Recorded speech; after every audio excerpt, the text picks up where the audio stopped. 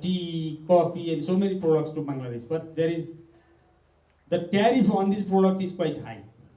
Similarly, there are several products where the export interest of Bangladesh is there, but we are maintaining this in the sensitive list and the stuff.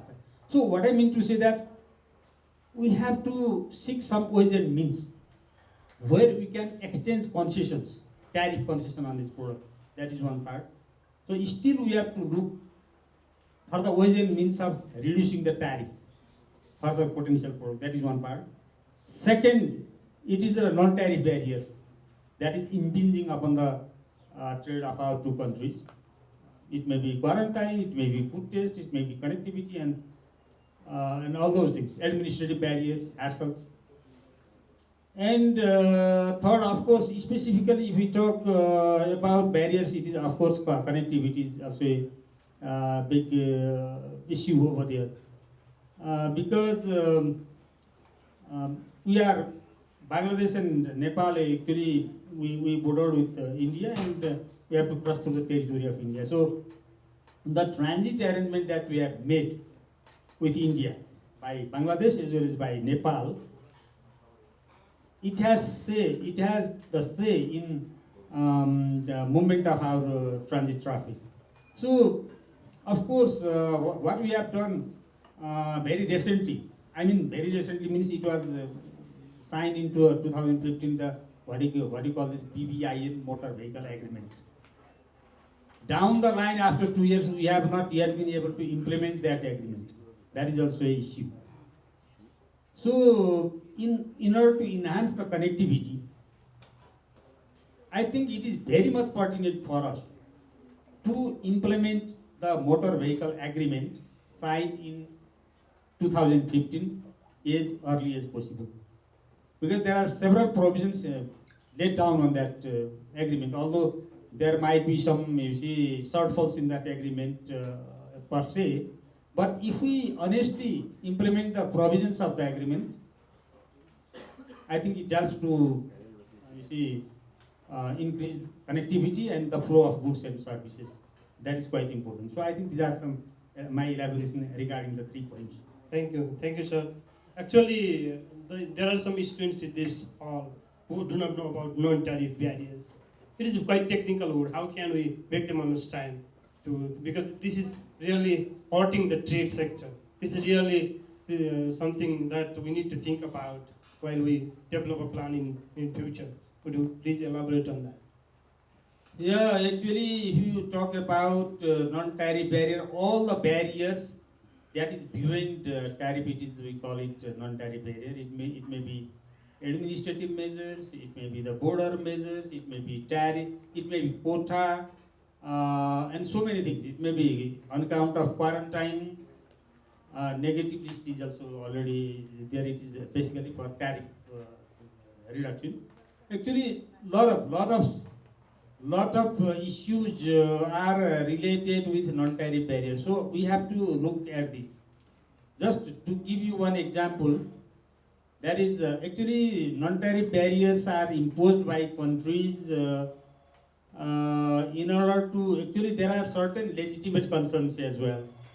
But there are non-tariff barriers imposed by the countries on account of, in order to protect the domestic industry.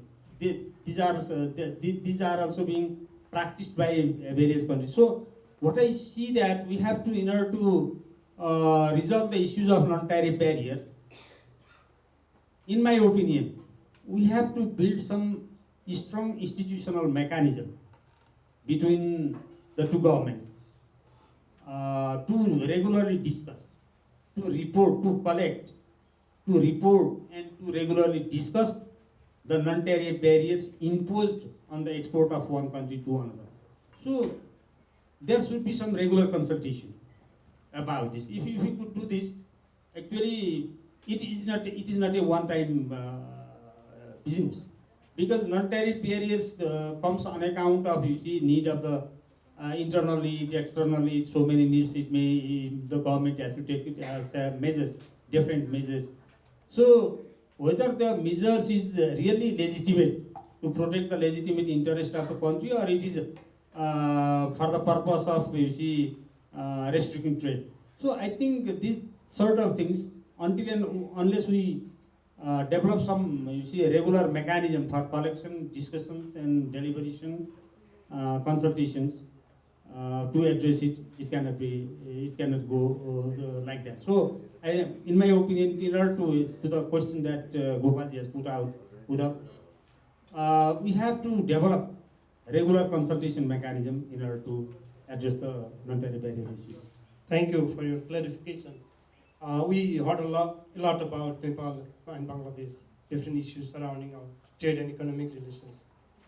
So I now come back to our Excellency. As an ambassador, in a strategic point of view, how do you see that the existing relation between the two countries will be enhanced by resolving the concerns that we are speaking about?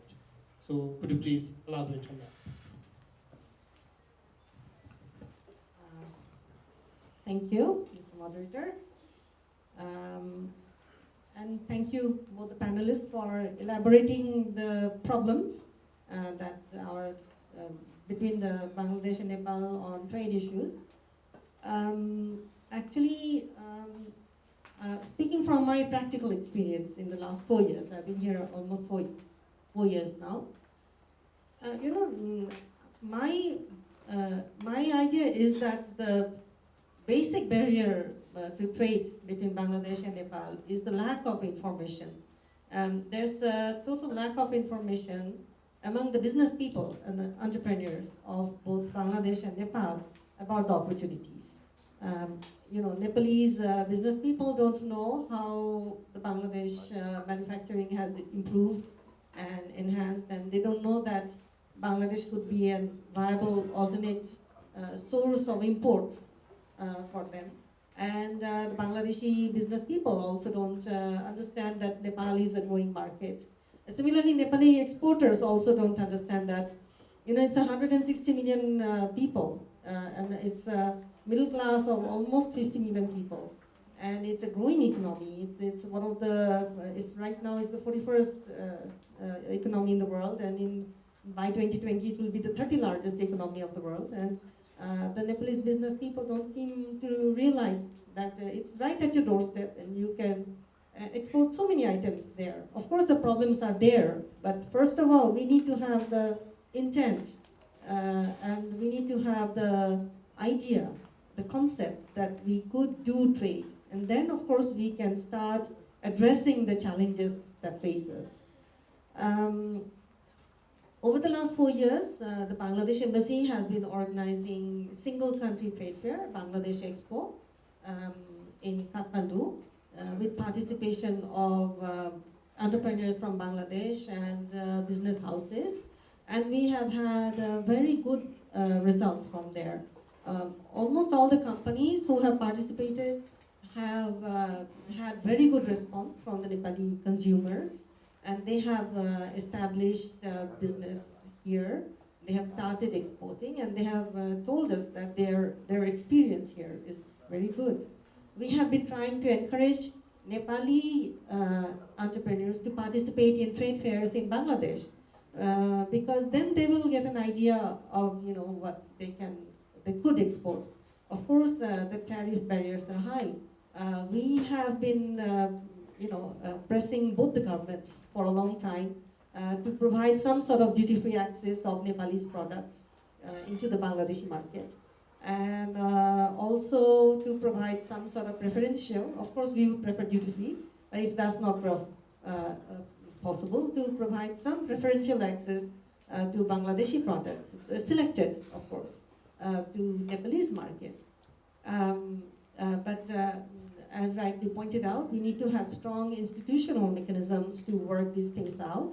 And sometimes what happens is that the bureaucrats are not able to meet for years at a time.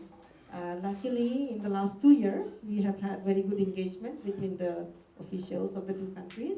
And as first steps towards easing of some non-tariff barriers, we have been working on MOUs on standardization between the Bangladesh Standards Institute and Nepal, NBL, I think you call it, NBL. And also we're working on a MOU on sanitary and phytosanitary measures. I think that will greatly help import of commodities from the two countries. And my idea is that we need to have more engagement. The more that we engage, we need to have these sort of discussions. We need to bring business houses together. We need to encourage the business chambers to exchange visits. We need to tell the business people to go and visit each other, Bangladesh or Nepal. And that way they will be able to know that where the opportunities are. Because we the bureaucrats or we the embassy, we can only create an enabling environment. Ultimately it will have to be the business person who feels that he has a profit to make. And that's where he will make a business. We cannot force him to go and sell his product in a place where he will not make a profit. So the opportunity, they need to first go and explore, and we can then create an enabling environment. For example, tourism. We talk about tourism a lot. Bangladesh is one of your Nepal's big tourist sending countries. Every year, almost 25 to 26,000 Bangladeshis visit Nepal. And that figure could improve, increase, almost it could double, because now, we are becoming more affluent and Bangladeshis are learning the enjoyment of travel, leisure travel. But there's no promotion in Bangladesh from Nepal side. You are promoting in the European market or the US market or other countries, but there's hardly any promotional activity in Bangladesh. That could be, promotional activities need to be taken. So I think information exchange, idea exchange, and exchange of people, these sort of people-to-people contacts, these are the areas where we need to focus to enhance our trade and business relations. Thank you, Your Excellency, for your wonderful remarks. Actually, we are happy that you are doing some sort of MOU between Nepal and Bangladesh regarding the quality standards of the product that we are exporting into the two countries, right? Am I right?